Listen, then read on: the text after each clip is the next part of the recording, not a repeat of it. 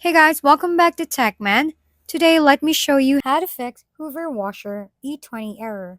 What does it mean and how to fix it?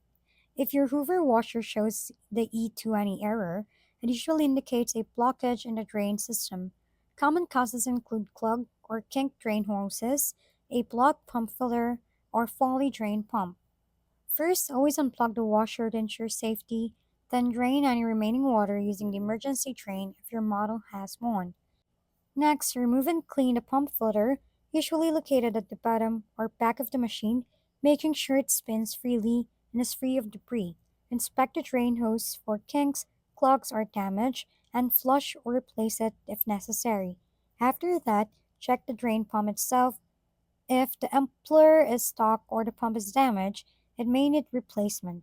If these steps don't resolve the issue, contact Hoover support or a professional technician who can safely handle more complex problems and ensure your washer operates correctly.